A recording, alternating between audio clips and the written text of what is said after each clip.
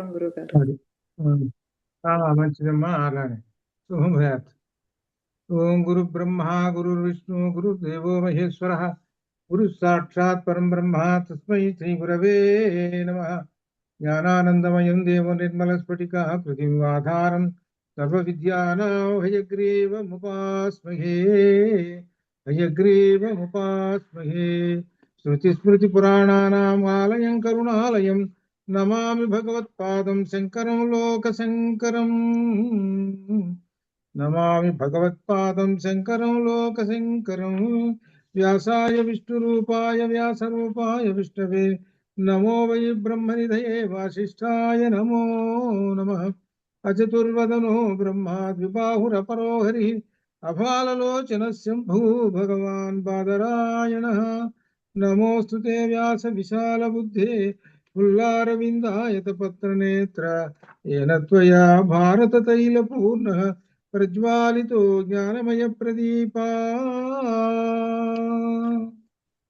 ప్రజ్వాలితో జ్ఞానమయ ప్రదీప. శంకరం శంకరాచార్యం కేశవం బాదరాయణం సూత్రభాషకృతౌ వందే భగవంతౌ పునః పునః.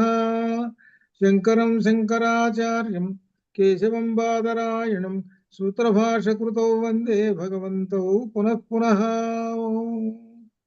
శ్రీ పరబ్రహ్మణే నమః. బ్రహ్మసూత్ర భాష అధ్యయనం చేస్తున్నాం. ఇందులో రెండవ సూత్రము జన్మాద్యస్య యతః అనేటువంటి దీనిలో మనం చెప్పుకున్నాం.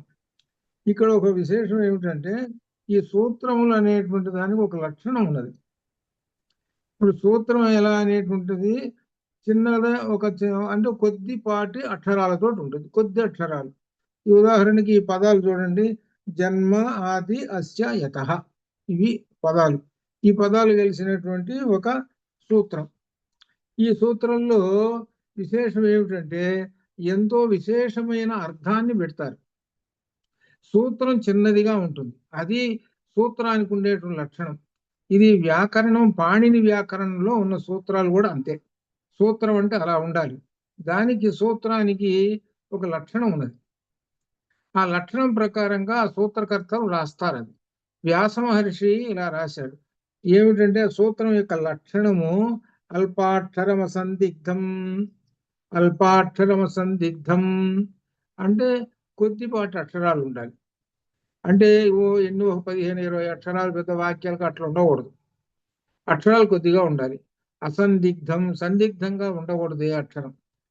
అసందిగ్ధం సారవద్విశ్వతోముఖం, సంపూర్ణమైనటువంటి వ్యాఖ్య రావాలి. దానిలో చెప్పదలుచుకున్నటువంటిది అంతా కూడా ఆ అల్ప అక్షరములతోటి ఎంతో అర్థం రావాలి. అల్పాక్షరాలతోటి ఎంతో అర్థం రావాలి. అలా ఉండాలి. అలా ఇంకా అస్తోభం అనవద్యంచ, అస్తోభం నిర్దుష్టంగా ఉండాలి, అనవద్యంచ నిర్దోషంగా ఉండాలి, ఏమాత్రం దోషరహితం, దోషం లేకుండా ఉండాలి. అటువంటి దాన్ని సూత్రం, సూత్ర విదో విదుహు, అది సూత్రం యొక్క లక్షణం. అది ఇదనమాట. దీని లక్షణాన్ని బట్టి మనకు సూత్రాలన్నీ అట్లా ఉంటాయి. కాబట్టి ఇక్కడ సూత్రాలు ఎలా మనకు చిన్న సూత్రాలు. మొట్టమొదటి అధాతో బ్రహ్మ జిజ్ఞాస అన్నాడు, దానికి వ్యాఖ్యానం చాలా ఎక్కువ. అలానే రెండోది కూడా జన్మాద్యస్య యతః, జన్మాద్యస్య యతః ఆ పరబ్రహ్మమునకు జన్మాదిలు గురించి చెప్పినటువంటిది అని దీనిలో. దాని గురించి చెప్పమన్నప్పుడు పూర్వపక్షాలతో చెప్పారు. అయితే ఇందులో పరబ్రహ్మమును గురించి చెప్పమన్నారు. ఆ బ్రహ్మం ఏమిటి అనేటువంటి దానికి 4వ పూర్వపక్షానికి సమాధానం చెబుతున్నారు. బ్రహ్మాన్ని గురించి ఏమిటంటే యహ సర్వజ్ఞ, ఆ బ్రహ్మము సర్వజ్ఞుడు. బ్రహ్మం యొక్క లక్షణాలు చెబుతున్నారు. ఇంకా విజ్ఞానం ఆనందం బ్రహ్మ బృహదారణ్యకోపనిషత్తులో ఉన్నది.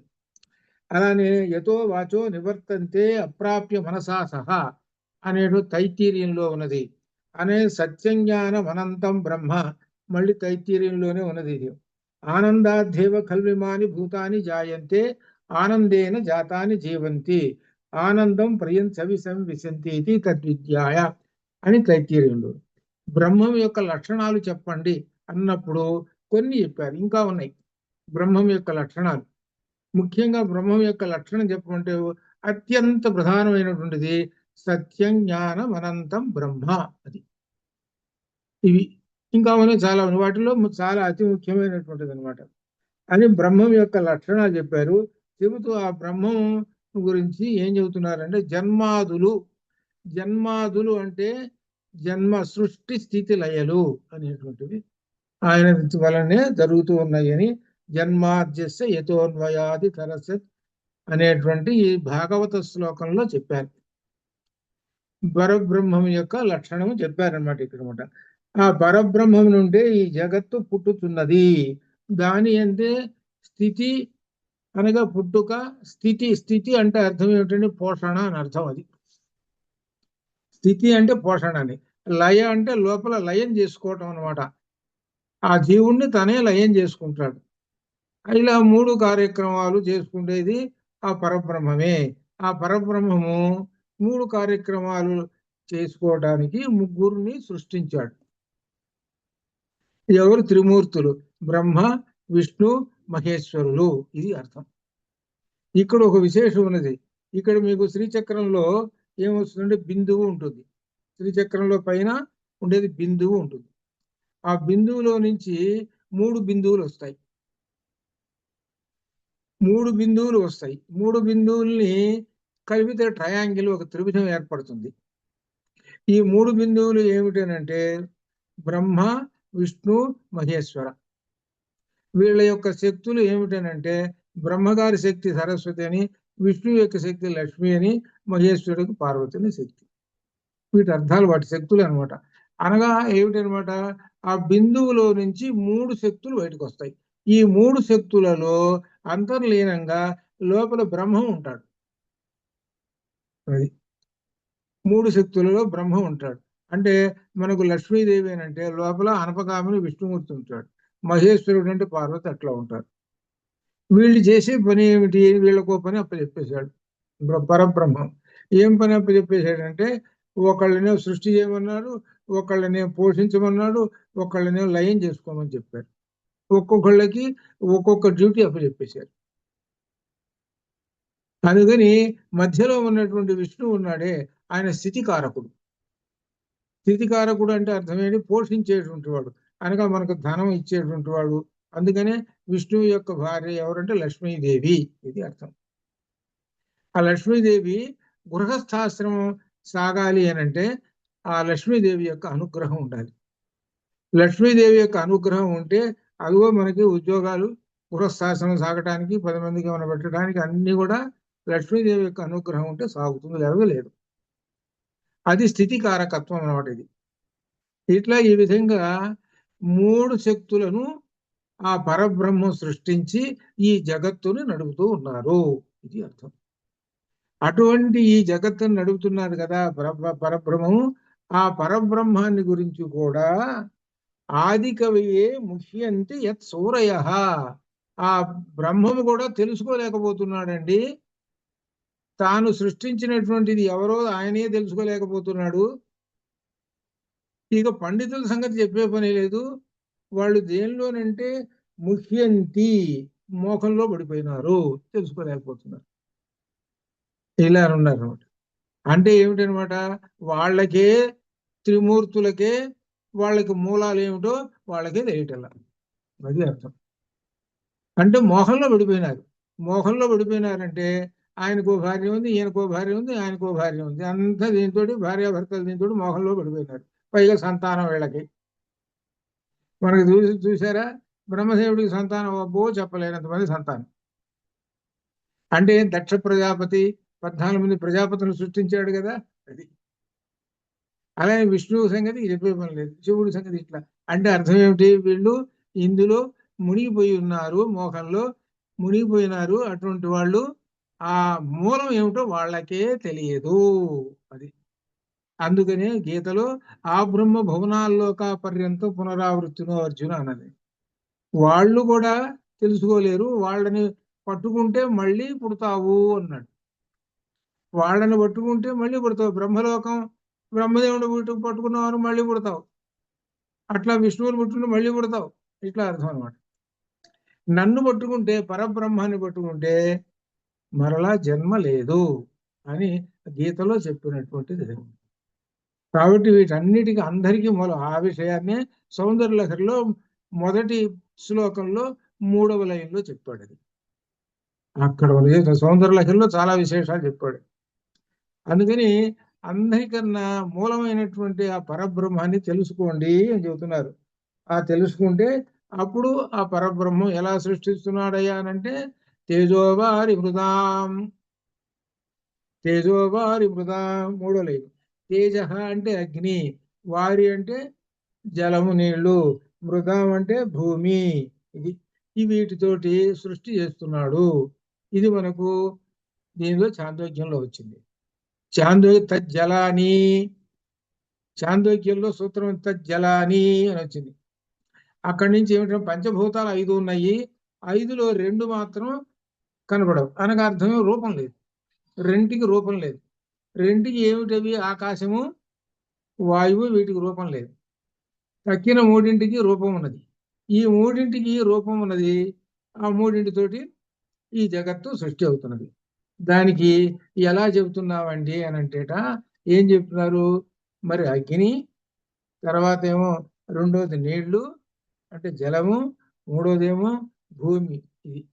ఇది అన్నిట్లో ఉన్నది అని చెప్పారు. ఏమంటే అన్నిట్లో ఉన్నది అన్నారు, మరి అంటే సూర్యుల్లో ఉన్నదా అని అన్నారు. మనకు చాందోగ్యంలో చెప్పుకున్నాం, గుర్తు తెచ్చుకోండి. అగ్ని ఎలా ఉన్నది, జలము ఎలా ఉన్నది, భూమి ఎలా ఉన్నది అంటే దానిలో ఆ సూర్యుడిలో ఉండేటువంటి ఎరుపు, తెలుపు, నలుపు, ఈ 3 రంగులైనటువంటి వర్ణములతో ఉన్నటువంటి కాంతి ఉన్నది. అది అట్లా అనగా ఏంటి? అట్లా అన్నిటి కొన్ని ఉదాహరణలు ఇచ్చుకుంటూ వచ్చారు ప్రతి దానిలో. మనలో కూడా ఈ 3 ఉన్నాయి. అగ్ని ఉన్నది, మనలో వారి ఉన్నది, తర్వాత భూమి ఉన్నది. ఇవి ఎట్లా ఉన్నాయో చెప్పండి అని వస్తున్నాయి. అగ్ని ఉన్నది మనలో. అగ్ని ఉండేటప్పటికి శక్తి దానివల్ల పనిచేస్తాం. చేసేటప్పటికి చెమట వస్తుంది, అంటే నీళ్లు బనీని తడిసిపోయింది. నీళ్లు వచ్చేసినాయి అంటే లోపల నీళ్లు ఉన్నాయి.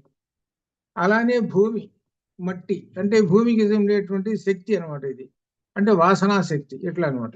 ఈ విధంగా అన్ని కూడా ఈ ప్రతి జీవిలోనూ అన్నిట్లోనూ ఈ 3 తజ్జలాని ఉన్నాయి అని తేజోవారి మృదాం యథా వినిమయో ఎత్ర త్రిసర్గో మృషా.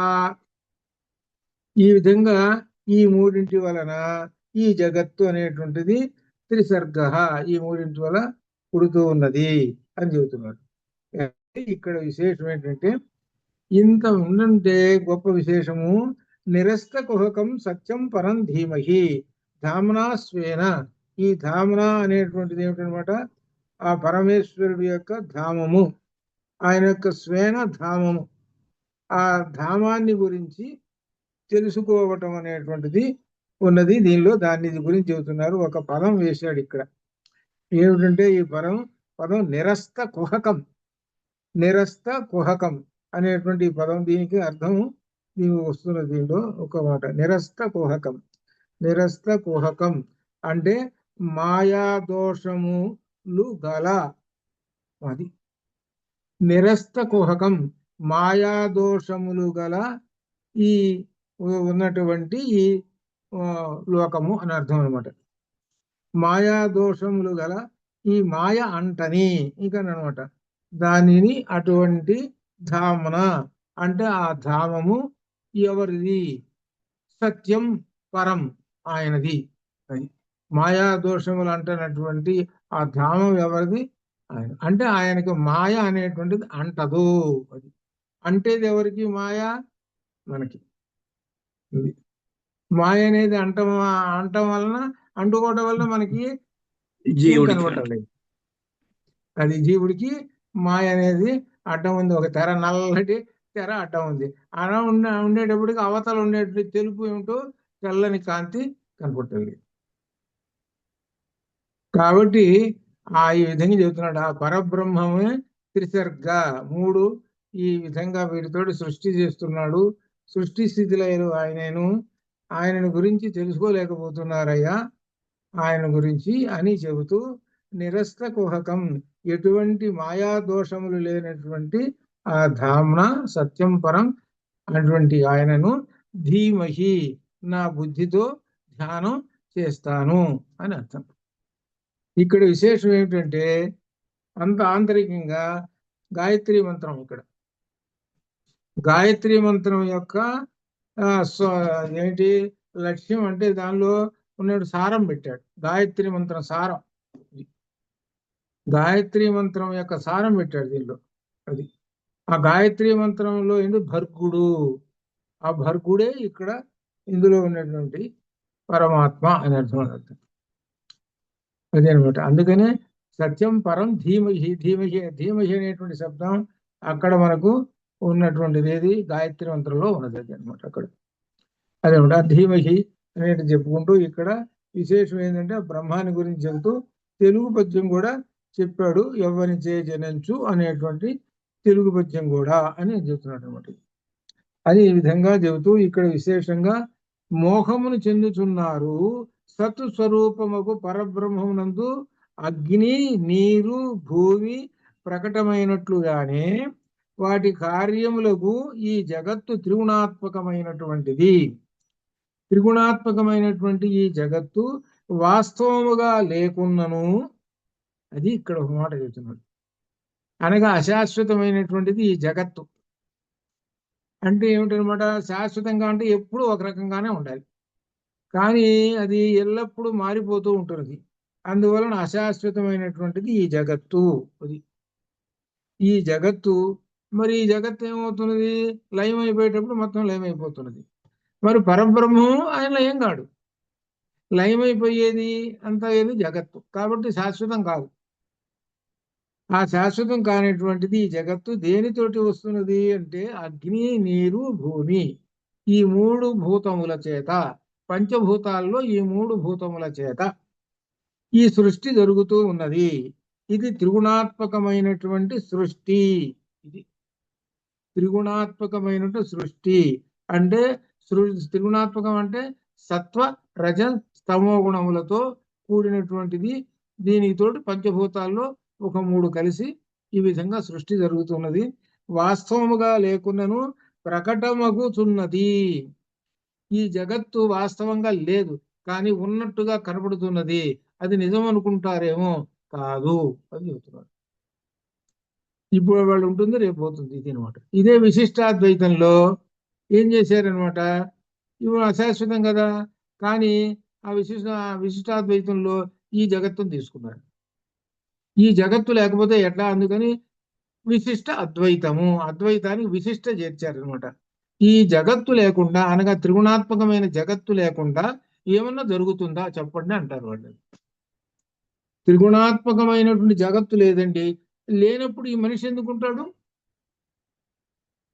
ఈ మనిషి ఉంటేనే కదా, ఈ మానవుడు, ఈ ప్రాణులు ఇవన్నీ ఉంటేనే కదా జరిగేది. లేకపోతే ఇవన్నీ లేకపోతే ఏముంది అక్కడ?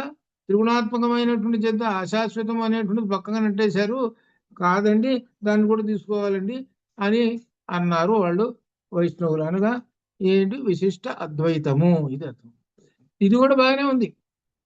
ఎందుకంటే త్రిగుణాత్మకమైన జగత్తు లేనిదే మనం ఏం చేస్తామంటే ఏం చేయలేము. త్రిగుణాత్మకమైన జగత్తు, అసలు మన శరీరమే త్రిగుణాత్మకం అని అక్కడ మనం అలా చెప్పుకుంటాం అనమాట. ఇది అనమాట చైతన్య స్వరూపుడు పరమాత్మకు మాయ అంటదు. మాయ అనేటువంటి దోషము ఏమాత్రం అంటదు. అటువంటి బ్రహ్మమును సదా ధ్యానించుచున్నాను. ఇది ఇక్కడ ఆ త్రిగుణాత్మకమైనటువంటి ఆ మాయ ఆ పరబ్రహ్మానికి అంటదు. నిర్మలంగా స్వచ్ఛంగా ఉంటాడు. శుద్ధ స్ఫటిక సంకాశం త్రినేత్రం అని ఆ విధంగా మనకు దీనిలో చెప్పుకుంటూ వచ్చారు అని ఇంతవరకు బ్రహ్మాన్ని గురించి చెప్పారు. ఇది అర్థం. జన్మాద్యస్య యతః అనేటువంటి ఈ దీని యొక్క ఆ సూత్రం ప్రకారంగా మనకు ఈ ఉపనిషత్తుల యొక్క సూత్రాలను పెట్టుకొని చెప్పుకుంటూ వచ్చారనమాట. ఇది అని చెప్పుకుంటూ వచ్చిన తర్వాత ఇంతవరకు మనం ఏం చెప్పుకున్నాం అనమాట, సంక్షిప్తంగానే చెప్పాము. ఒక్కటి గుర్తుపెట్టుకోండి, మొదటి 4 సూత్రాలకి ప్రత్యేకంగా గ్రంథం ఉంది, చతుస్సూత్రి ఉంది, అనగా ఇంకా ఉన్నది. దీనికి వ్యాఖ్యానం ఇంకా ఉన్నది. ఇప్పుడు మనం కేవలం సంక్షిప్తంగా మాత్రమే తెలుసుకుంటున్నాం. ఆ తర్వాత మూడవ సూత్రం శాస్త్ర యోనిత్వాధికరణం అనేటువంటి ఒక అధికరణానికి వచ్చేసాడు. ఒక్కొక్క సూత్రం ఒక్కొక్క అధికరణం. ఇక్కడ శాస్త్ర యోనిత్వాత్ అధికరణం, శాస్త్ర యోనిత్వాధికరణం. ఏమిటి సూత్రం? శాస్త్ర యోనిత్వాత్. శాస్త్ర యోనిత్వాత్, యోని అంటే మూలము అని అర్థం అన్నమాట. ఈ శాస్త్రమే మూలము. శాస్త్రస్య యోని శాస్త్ర యోని, శాస్త్ర యోనే భావః శాస్త్ర యోనిత్వం. శాస్త్రమునకు కారణమగుడిచే బ్రహ్మము సర్వజ్ఞము అనేటువంటి సూత్రార్థం. ఇది శంకరులు చెప్పినటువంటిది. శాస్త్రమునకు కారణమగుటచే బ్రహ్మం సర్వజ్ఞం. ఈ శాస్త్రానికి కారణం ఎవరు? బ్రహ్మమే అని చెబుతున్నాడు.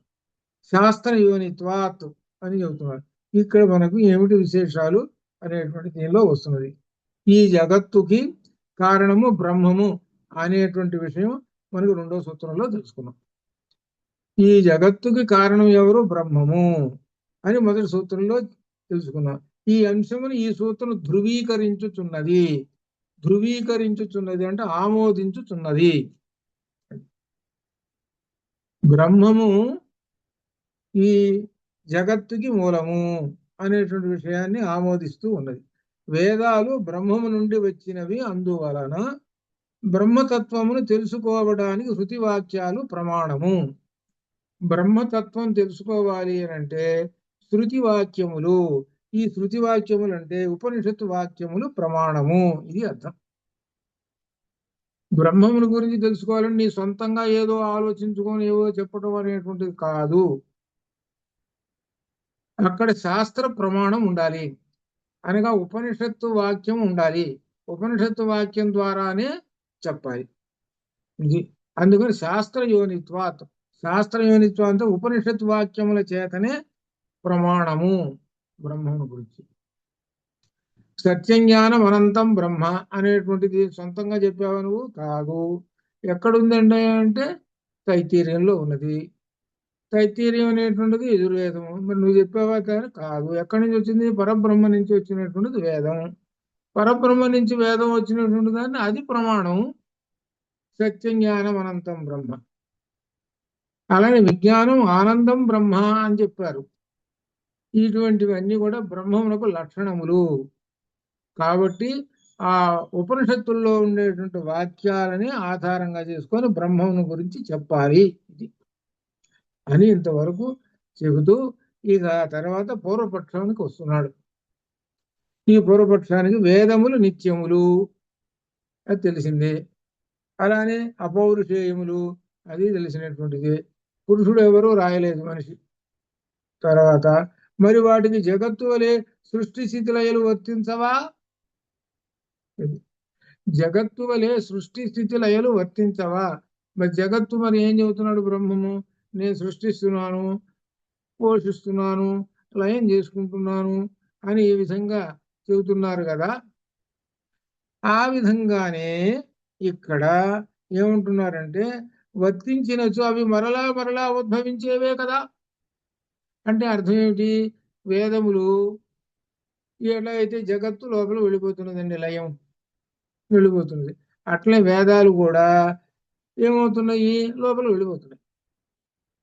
వెళ్ళిపోయి ఏం చేస్తున్నాయి? మరలా మరలా పుడుతూ ఉన్నాయి కదా. అంటే ఈ ప్రాణులు ఎలా అయితే పుడుతున్నాయో అది కూడా పుడుతున్నది కదా. దేనికి పోలిక ఎక్కడ తీసుకుపోయినాడో చూడండి. ఈ జగత్తు అంతా లోపలికి వెళ్ళిపోయేటప్పుడు సమస్తమైనటువంటి ప్రాణులన్నీ వెళ్ళిపోతాయి. అవి ఎట్లా వెళ్ళిపోతాయో మనకు దీనిలో కూడా చెప్పాడు అనమాట చాందోక్యంలో. ఈ భూమిట మొట్టమొదట ఏమవుతుందిట అంటే 100 సంవత్సరాల దాకా వర్షాలు పడవుట. చివరికి ఏమవుతుందంటే ఒక్క ప్రాణి కూడా ఉండదుట, అడవులనేవి ఉండవుట, మొత్తం ఏమవుతుందో బూడిదైపోతుందట. ఈ బూడిదైపోయి చివరికి దేనిలో కలుస్తుంది? నీళ్లలో కలుస్తుందట. నీళ్లలో కలిసిపోయి నీరు కూడా చివరికి అగ్నిలో కలిసిపోతుందట. అగ్ని కూడా దేనిలో? వాయువులో కలిసిపోతుందట. వాయువు కూడా దేనిలో కలిసిపోతుందట అంటే ఆకాశంలో కలిసిపోతుందట. ఈ కలిసిపోయేవన్నీ ఎట్లా కలిసిపోతాయట అంటే ఒక్కొక్కటి అణువంత అవుతాయట. అణువు, భూమి అణువంత అవుతుంది. అలానే అణువు అణువు అణువు చివరికి ఒక అణువు, చివరికి మళ్ళీ ఆకాశంగా అణువు అయింది. ఈ అణువు కాస్త ఎక్కడ కలుస్తుంది? అణువు అనే బ్రహ్మం ఉన్నాడు కదా, అణోరణీయాన్మఖతో మహీయన్ అని చెప్పారు కదా, బ్రహ్మం అణువంత కదా. చివరికి ఇవన్నీ కలిసి ఈ 5 బ్రహ్మంలో చేరిపోతాయి, ఈ అణువులో చేరిపోతాయి. ఆ అణువులో ఏమున్నాయి? 5 పంచభూతాలు ఉన్నాయి. 5 పంచభూతాలతో పాటు ఏముంది? సమస్త జగత్తు ఉంది. ఒక అణువులో సమస్త జగత్తు ఉన్నది. పరబ్రహ్మంలో అన్ని లీనమై. అణువు అంటేనే మనం ఎట్లా ఉంటుందో మనం తర్కశాస్త్రంలో చదువుకున్నాం. అది లయం చేసుకున్నాడు. అయిన తర్వాత సృష్టి చేయాలి. సృష్టి చేయాల్సి వచ్చేటప్పుడు ఇంకా వరుసగా పైనుంచి ఒక్కటి అంటే ఏంటనమాట, ఆకాశము వచ్చింది. ఆకాశంలో నుంచి వాయువు వచ్చింది. అంటే ఒకదానిలో నుంచి ఒకటి అట్ట వచ్చేసి చివరి భూమి దాకా వచ్చేసింది.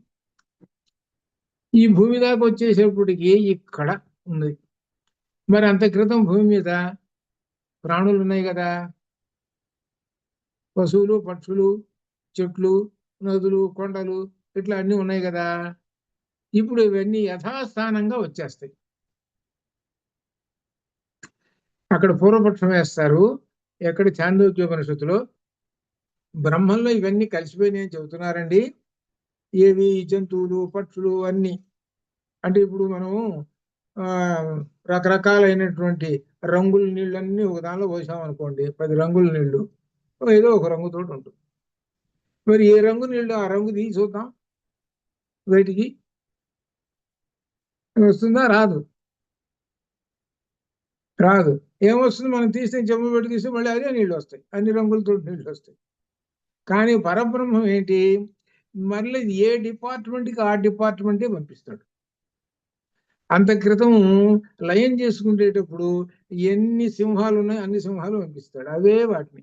అలానే పశువులు, పక్షులు, కీటకాలు, నదులు, కొండలు, దానికి అన్ని పంపిస్తాడు. అది మన చాతుర్యంలో ఉంటుంది. యథా ఇదనమాట, అలా పంపించేస్తాడు. అనగా ఏమిటనమాట, సృష్టి అంతా యథా చేసేస్తాడు, ఉన్నట్టు చేసేస్తాడు ఆ పరబ్రహ్మం. ఇక్కడ ఆ విషయాన్ని పెట్టుకొని ఇక్కడ అంటున్నాడు ఏమిటంటే, దీనిలో చెప్పేటువంటిది అందువల్ల ఇక్కడ విశేషం పూర్వపక్షంలో చెబుతున్నాడు. మరి వేదాలు కూడా అటువంటిప్పుడు మళ్ళీ పుడుతున్నాయి కదా, చెప్పండి. ఇది చెబుతుంది, దీనికి సమాధానం చెప్పండి. అంటే వేదాలు లోపల పోతున్నాయి, మళ్ళీ వేదాలు మళ్ళీ పుడుతున్నాయి. అంటే ఇప్పుడు ఈ జగత్తు అనేటువంటి ప్రాణులు లోపలికి పోతున్నాయి, మళ్ళీ వస్తున్నాయి. మరి నువ్వేం చెప్పావు? జగత్తు ఈ ప్రాణులు అశాశ్వతం చెబుతున్నావు కదా, అశాశ్వతమైన లోపలికి పోతున్నావు, బయటకు వస్తుంది. అట్లనే ఇది కూడా అంతే కదా. మనం ఏం చెబుతున్నావు? వేదాలు అపౌరుషేయములు, అవి శాశ్వతమైనటువంటివి. బ్రహ్మము అన్న వేదం అన్న ఒకటే. బ్రహ్మమునకు శాశ్వతము అశాశ్వతము కాదు, బ్రహ్మము శాశ్వతము నిత్యము, ఈ విధంగా చెబుతున్నావు. అట్లనే వేదాలు అంటే బ్రహ్మం అన్న వేదాలన్న ఒకటే కదా. ఇప్పుడు ఇది పొరపడతాం, దీని సమాధానం చెప్పండి అంటున్నాడు. వేదాలను పట్టుకున్నాడు ఇక్కడ. కాబట్టి వేదములు ప్రామాణికములా? చెప్పండి, వేదాలు ఎట్ట ప్రామాణికలు? అంటే అవి పుడుతున్నాయి, మళ్ళీ లయం అవుతున్నాయి, మళ్ళీ పుడుతున్నాయి, మళ్ళీ లయం అవుతున్నాయి. అవి ఎట్లా అవుతారు? అవి మానవులు అవుతారు. ఈ ఏది ప్రాణులు, పశుపట్టులు, పక్షులు వాళ్ళందరూ కూడా అశాశ్వతం చెబుతున్నావు కదా. అవి ఎట్లనో ఇది అట్లనే. కాబట్టి అవి ఎట్లా అశాశ్వతమో ఇది అశాశ్వతమే, ఇది అశాశ్వతమే. ఇది ఇక్కడ, ఇది పూర్వపక్షం. ఇది అర్థం కావాలి. వేదములు ప్రామాణికములా? కాదు కదా. మరి పూర్వపక్షం సమాధానం చెప్పు. దీని సమాధానం చెప్పుకున్నాడు. ఈ సమాధానం చెప్పే దానికి కూడా ఉపనిషత్తుల్లో ఇది ఎందుకంటే చెప్పేది, మనకు వ్యాసుల వారు ఉపనిషత్తులన్నిటినీ క్రోడీకరించి, ఎందుకంటే ఎవరికి ఏవైనా సందేహాలు వస్తే ఆ సందేహాలను నివృత్తి చేసుకోవటం కోసం చెప్పినటువంటి సూత్రాలు. శంకరులు రాకముందు ఈ ఉపనిషత్తులు ఎవరికి అర్థం కావటంలా. ఉపనిషత్తులు సరిగా ఎవరికి అర్థం కాక, మండనవిసుడికి అర్థం కాక పక్కన పెట్టేశాడు. ఉపనిషత్తులు అర్థం కాక వ్యాసుల వారు వచ్చి ఉపనిషత్తులన్నీ సమన్వయం చేశాడు, సమన్వయం చేసి సూత్రాలు పెట్టాడు. కొన్ని సూత్రాలు చదివిన అర్థం చేయ అవి అసలు అర్థం కావట్లేదు. ఆ సూత్రాలు అంతకన్నా అర్థం కావట్లేదు. మహాపండితులే మండనూసులు లాంటి వాళ్ళకి అసలు అర్థం కావట్లేదు. అప్పుడు ఆ సూత్రాలన్నీ అర్థం కాకపోయేటప్పటికి అవి ఏమైంది, వేద మార్గము కుంటుబడిపోయింది, అది అర్థం. అందుకోసమని ఏదో అంటారే, ఆ పరబ్రహ్మమే, ఆ శివుడే ఈ వేద మార్గాన్ని ఉద్ధరించడం కోసము సరే నేనే వస్తాను అని ఆ పరమశివుడు శంకరాచార్య రూపంలో వచ్చాడు. శంకరాచార్య రూపంలో వచ్చి ఇవే పట్టుకున్నాడు, ఉపనిషత్తులే ఇది చేసి ఆయన ఎంతటి మహా అయినటువంటి గొప్ప విశేషమైనటువంటి ఆ కార్యక్రమం చేశాడు. ఆసేతు హిమాచలం, ఆసేతు హిమాచలం తిరిగి మొత్తం దేశమంతా తిరిగి ఆ అద్వైత తత్వాన్ని, వైదిక మార్గాన్ని స్థాపించి చివరికి కేదారం నుంచి కైలాసం వెళ్ళిపోతాడు. అది చివరికి. ఇది మనకు ఆయనకి 32 వయసులో, అనగా మొత్తం మీద ఆ 32 వయసులో 5వ సంవత్సరం నుంచి ఆయన ప్రారంభించినటువంటిది. మొట్టమొదటి 5వ సంవత్సరంలో ఆయనకు 5వ ఏట ఉన్నప్పుడు కనకధారాస్తవం చెప్పాడు. కనకధారాస్తవం అంటే ఏమిటి? లక్ష్మీదేవిని, మహాలక్ష్మిని అనుగ్రహించడం. జాగ్రత్తగా అర్థం చేసుకోవాలి. రేపు శంకర విజయం వచ్చిన తర్వాత ఇవాళ ఇచ్చేసి అంత అయిపోయింది. దానిలో కార్యక్రమంలో ఉన్నారు వాళ్ళు. ఏంటంటే మహాలక్ష్మిని పట్టుకున్నాడు ఆయన. ప్రారంభంలో శంకరులు చెప్పినటువంటి స్తోత్రం ఏమిటి ప్రశ్నిస్తే కనకధారాస్తవం. కనకధారాస్తవం వచ్చింది అని అంటే మహాలక్ష్మిని పట్టుకున్నాడు. మహాలక్ష్మిని పట్టుకున్నాడు కాబట్టి సాగిపోయింది. అది ఇది అర్థం. అంత గొప్ప విశేషం అనమాట. అందుకని ఆయన్ని కొంతమంది ఏమంటారంటే, ఈ తెలియనటువంటి వాళ్ళు వైష్ణవులు, ఆయన శైవం అండి, శైవం కాదు, అసలు ఆయన వైష్ణవుడు. శంకరాచార్య వారు వైష్ణవుడు. వైష్ణవ మతం మీదనే ఆయన ఎక్కువ దానిలో చూపించాడు. ఎక్కువ జాగ్రత్తగా చదువుకుంటే అర్థమవుతుంది. అది అంటే అట్లని పరబ్రహ్మ మీదని కాదు, ఎక్కువ మనకు కనబడుతున్నది అది. ఆయన రక్షించింది విష్ణువే రక్షించాడు. 2 సార్లు రక్షించాడు, విష్ణువే రక్షించాడు. ఇక మహాలక్ష్మి ఇట్లా ఈ విధంగా అదనమాట. కాబట్టి ఆ వ్యాసుల వారు ఈ సూత్రాలని చెప్తున్నాడు. ఈయన పూర్వపక్షం వేశాడు. ఇప్పుడు వేదాలు ప్రామాణికములా చెప్పండి అన్నాడు. దాని సమాధానం, వేదాంగములకు, శాస్త్రములకు, పురాణములకు, న్యాయ మీమాంసాది శాస్త్రములకు బ్రహ్మమే కారణము. వీటన్నిటికీ మూలం అది. వేదములు, వేదాంగములు. వేదములు 4, వేదాంగాలు 6. ఇవన్నీ ఏంటి? ఇంకోటి దీనికి తోడు ఇంకా శాస్త్రములు, ఈ పురాణములు, న్యాయ మీమాంసాది శాస్త్రాలు, ఇవన్నీ ఉద్భవించాయంటే మూలము బ్రహ్మం నుంచే వచ్చాయి. ఇది అర్థం అన్నమాట. దీనిలో చెప్పేది ఏంటంటే వీటన్నిటిలో బ్రహ్మమును గురించే ఉంటుంది. బ్రహ్మం అంటే పరమాత్మను గురించే ఉంటాయి. ఇప్పుడు ఉదాహరణకి మీకు ఒక విశేషం చెబుతా. ఏమిటో వేదాంగములు ఉన్నది. వేదాంగములలో ఏమిటి? వ్యాకరణం అనేది ఉన్నది. వేదాంగాలు వ్యాకరణం మీరు అందరూ చదువుకున్నారు కదా. ఆ వ్యాకరణంలో ఏం చెబుతున్నారు? నామవాచకము, సర్వనామము, అవ్యయము, సమాసాలు ఇటు చదువుకున్నారు కదా. అవన్నీ ఏమిటంటే పరబ్రహ్మతత్వం. ఆ పదాలు కూడా దానిలో నుంచి ఉన్నాయి. అవ్యయము, భాషా భాగాలు అవ్యయము. అవ్యయం అంటే వ్యయము కానిది, అంటే పరమాత్మ స్వరూపము. ఇది అసలు అర్థం. వ్యాకరణం అంతా కూడా సాక్షాత్తుగా పరమాత్మ స్వరూపం. వ్యాకరణం ఎవరికైతే పడుతుందో ఆ సూత్రాలు ముందు ముఖ్యంగా చదవటం కనుక వచ్చింది అని అంటే వాడి నోరు బాగుపడుతుందండి. ముందు వ్యాకరణ సూత్రాలు చదవటం, ముందు అర్థం తర్వాత పట్టుకుందాం. మాకు నేను చెప్పింది 4 సంవత్సరాలు వ్యాకరణం చదువుకున్నాను. గురువు గారి దగ్గర వ్యాకరణం చదువుకున్నాను. ఆ వ్యాకరణానికి సూత్రం ఉంటుంది. ఆ సూత్రానికి వ్యాఖ్యానం రాయాలి. ఆ వ్యాఖ్యానం సంస్కృతంలో రాయాలి. అట్లా అనమాట. ఆ వ్యాకరణం పట్టుకుంటే భాష మీద పట్టు వస్తుంది, జాగ్రత్తగా మాట్లాడతాడు. అదే అనమాట అది. అందువల్ల వ్యాకరణం ప్రధానం. ఇలా ఎందుకంటే మనం వేదాంగాల్లో ఒకదాని గురించి చెప్పుకున్నాం. ఇట్లా ఈ విధంగా శాస్త్రములు, పురాణాలు ఈ విధంగా ఇవన్నీ ఎక్కడి నుంచి వచ్చినాయి? బ్రహ్మము నుంచే వచ్చినవి. అని చెప్పడానికి బృహదారణ్యకోపనిషత్తులో ఉన్నటువంటి ఈ ఉపనిషత్తు వాక్యము మనకు ప్రామాణికము. ఒక విషయం చెబుతున్నాము అనంటే ఏమిటి నీకు ఆధారం? ఆధారం లేకుండా చెబితే దానికి విలువ లేదు. కాబట్టి ఆధారం చెబుతున్నారు. అస్య మహతో భూతస్య నిశ్వసితమేతతు యత్ ఋగ్వేదః యజుర్వేదః సామవేదః అథర్వ అంటే అంగిరసః అంటే అథర్వణ వేదం, అథర్వాంగిరసః ఉదాహరణికత్వంలో 2-4 పదిలో ఉన్నటువంటిది అనమాట. అంటే పరమేశ్వరుని నిశ్వాసము నుండే ఋగ్వేదాదులు సంభవించాయి అనగా 4 వేదాలు పరమాత్మ యొక్క నిశ్వాసము నుంచే వచ్చాయి. నిత్యుడు సర్వజ్ఞుడైన ఆ బ్రహ్మమే. ఇక్కడ విశ్వాసం అంటే ఇక్కడ అర్థం ఏంటి? విరాట్ బ్రహ్మము అని అనుకోవాలి. విరాట్ బ్రహ్మమే బ్రహ్మం. మనం ఉదయం కూడా చెప్పుకున్నాం అనమాట, విరాట్ బ్రహ్మం. ఆ విరాట్ బ్రహ్మము నుంచి వచ్చినటువంటివి ఇవి. ఈ నిత్యుడు సర్వజ్ఞుడైన ఆ బ్రహ్మమే వేదాలకు కారణము. 14 లోకాలు ప్రకాశింపజేసే ఆ బ్రహ్మమే వేదాలకు కారణము.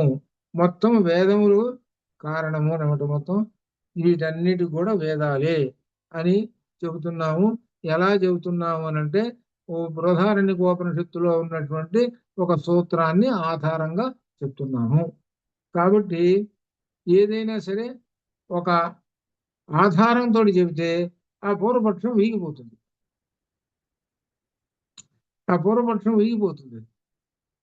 ఆధారం ఎక్కడి నుంచి ఇక్కడ చిక్కింది ఆయనకి. బృహదారణ్యకోపనిషత్తులు చెప్పి మరి బృహదారణ్యకోపనిషత్తు ఏమిటండి?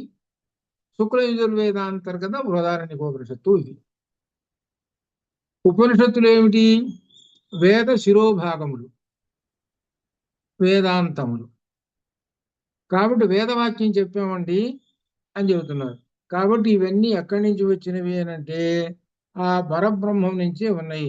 అస్య మహతో భూతస్య నిశ్వసితం ఏతత్ యత్ ఋగ్వేదో యజుర్వేదో సామవేద అథర్వ అంగిరసః అనేటువంటిది ఏంటి? అన్ని కూడా ఆ పరమాత్మ నుంచి వచ్చినాయి అని చెప్పాడు. నిత్యుడు సర్వజ్ఞుడు ఆ బ్రహ్మమే వేదాలకు కారణము.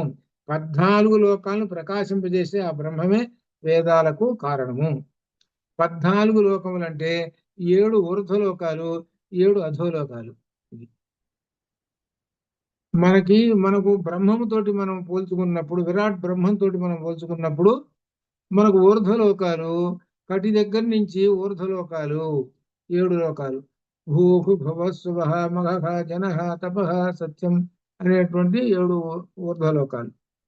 ఇక అధోలోకములు కటి దగ్గర నుంచి చివరి వరకు అతల వితల సుతల తలాతల పాతాళ చివరి ఉండేటువంటిది పాతాళలోకం. అనగా ఏమిటనమాట?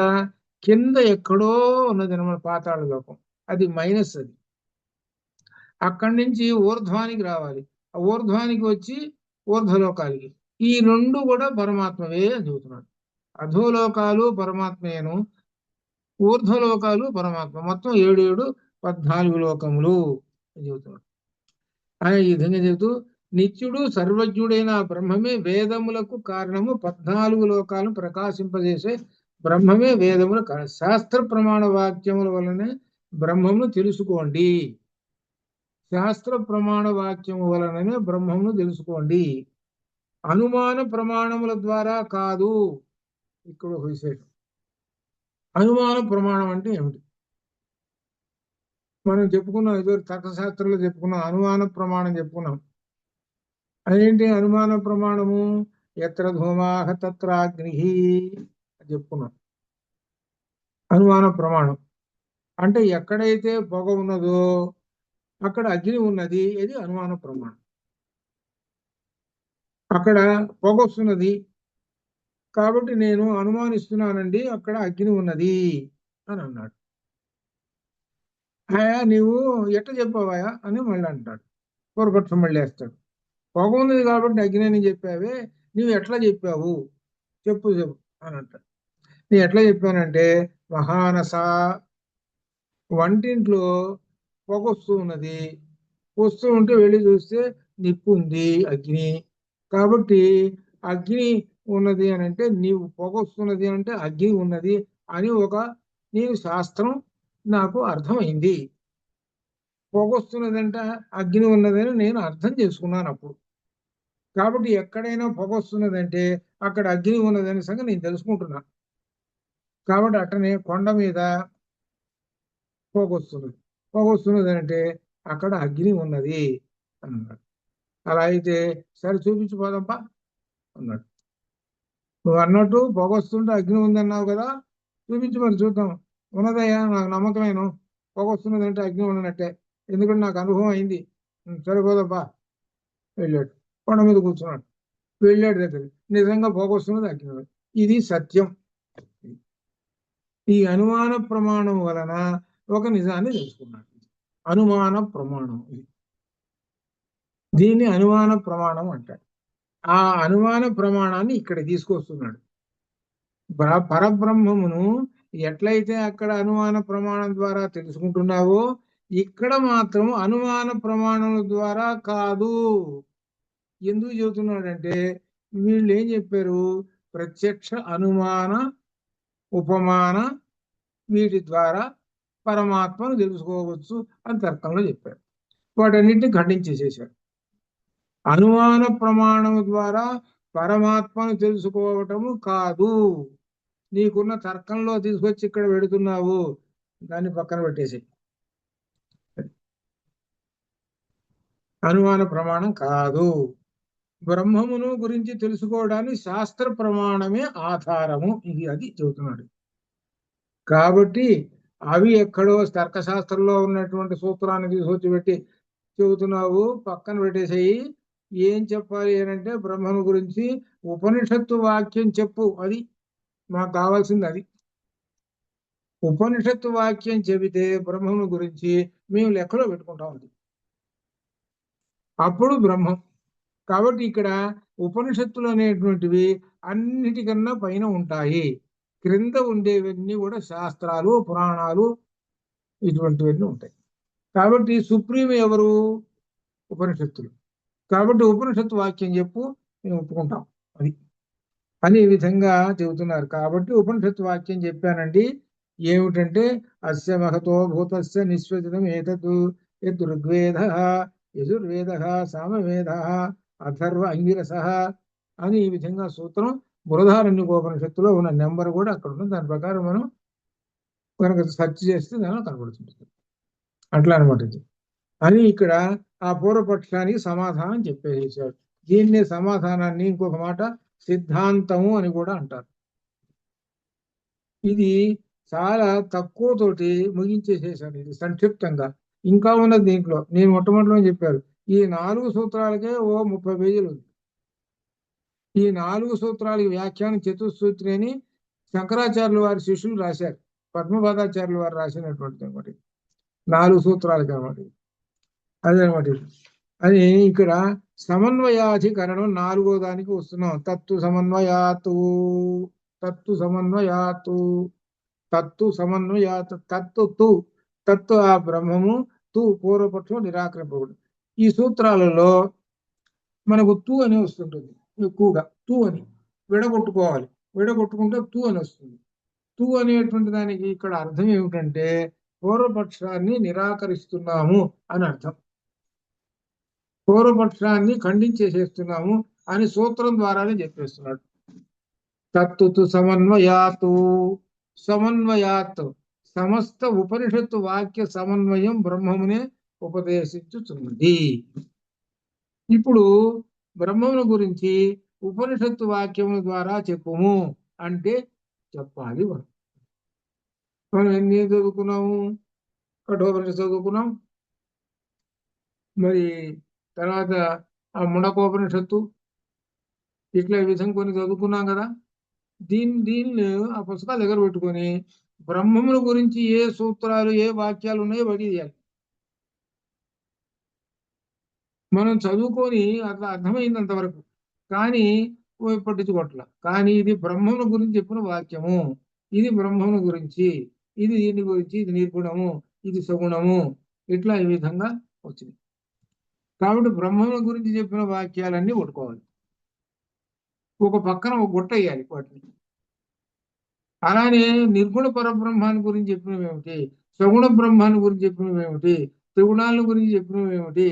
ఎట్లా ఈ విధంగా ఇక్కడ చెబుతున్నది ఏమిటి అని అంటే, దీనిలో ఉపనిషత్తు వాక్యాలు చెబుతున్నాడు. బ్రహ్మమును గురించి ఏం చెప్పారు అని పూర్వపక్షం చెబుతున్నాడు. జైమిని మహర్షి కర్మను బోధించని, ఏ కర్మను బోధించని వేదాంతముల వలన ప్రయోజనం ఏమి? జైమిని మహర్షి ఏ కర్మను బోధించని వేదాంతముల వలన, వేదాంతముల ఉపనిషత్తులు కర్మను చెబుతున్నాయా?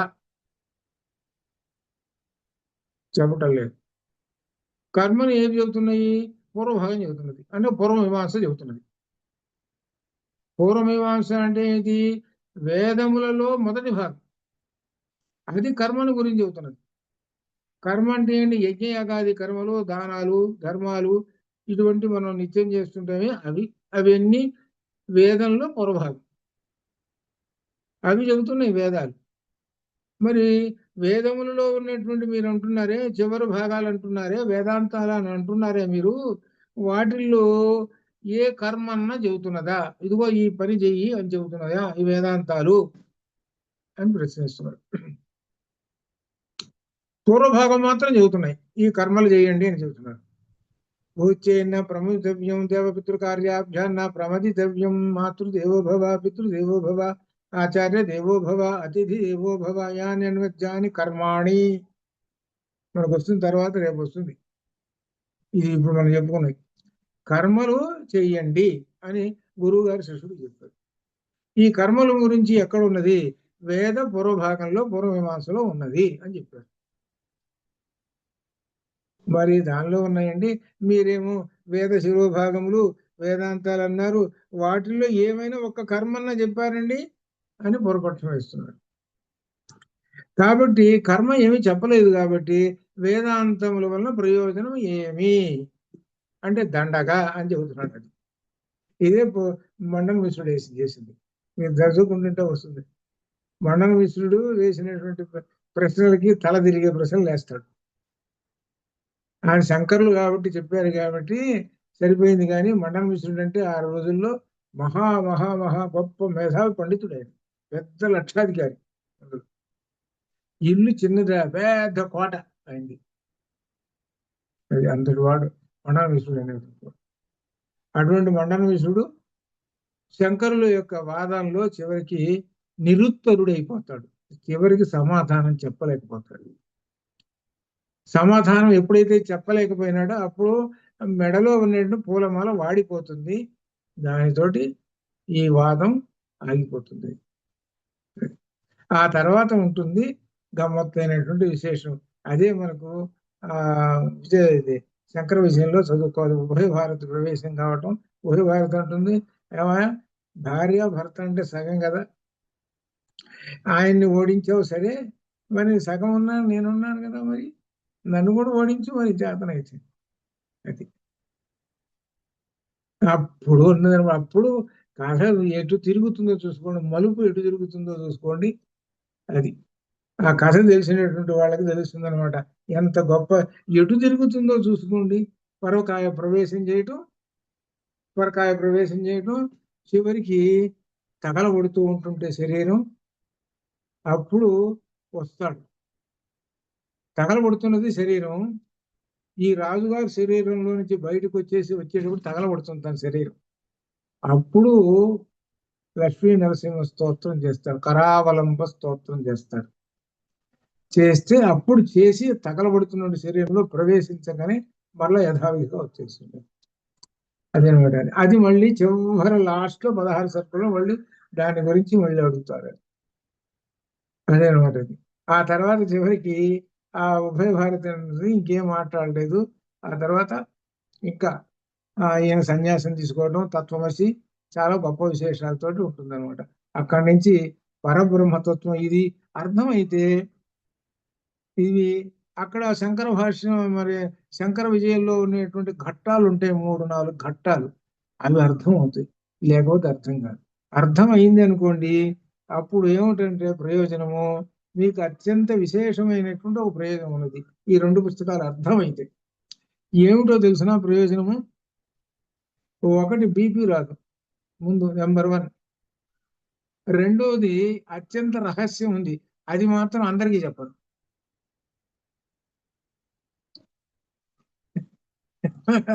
అది అత్యంత రహస్యమైనటువంటిది ఉన్నది. అత్యంత రహస్యం. మళ్ళీ మీరు ఎవరికి చెప్పకండి. మళ్ళీ మీరు ఎవరికన్నా చెబితే మళ్ళీ వాళ్ళందరూ పరిగెత్తుకుంటూ వస్తారు. ఏమిటో తెలిసిన, మనకి ఆ భగవంతుడు 20 ఏళ్ళు బతకయ్యా అని ఇచ్చాడు అనుకో, ఆయన ఈ తూకం చూసి ఇంకో 10 ఏళ్ళు పెంచుతాడు. 10 ఏళ్ళు పెంచి ఏం చేస్తాడంటే వీటన్నిటిని మనన చేసుకుంటూ ఇంకొకరు చెప్పడానికి. అదే శంకర్లకి అది అర్థం. శంకర్లు బ్రహ్మసూత్ర భాష్యం రాశాడు కాబట్టి వ్యాసులు వారు వచ్చి ఏం చేశాడు, 16 సంవత్సరాలు పెంచాడు. 16 సంవత్సరాలు మళ్ళీ ఆయనకి ఆయుర్దాయం పెంచాడు. ఎందుకు ఆయుర్దాయం పెంచాడు ఏమిటనంటే, నీవు రాసినటువంటి బ్రహ్మసూత్ర భాష్యాన్ని, ఉపనిషత్తు భాష్యాలన్నిటినీ లోకంలో వ్యాప్తి చేయాలి. అట్లనే ఇది మీకు బాగా బుర్రకి బాగా అర్థమైందనుకో విశేషం, ఏం చేస్తారనంటే ఆ పరబ్రహ్మమే ఏం చేస్తాడంటే మీ చేత ఇంకోళ్ళు చెప్పిస్తాడు. మీరు చెబుతున్నట్టు కాదు, ఆయనే చెప్పిస్తాడు. అది ఆయనే చెప్పించడానికి అప్పుడు ఏం చేస్తాడు, ఈయన డేట్ చూస్తాడు. డేట్, నిమిషాలు, సెకండ్లు అన్ని చూస్తాడు. ఎంతవరకు ఉంది అని. అంతవరకు ఏం చేస్తాడు కొట్టేస్తాడు. కొట్టేసి తర్వాత వేస్తానులే డేట్ అంటాడు.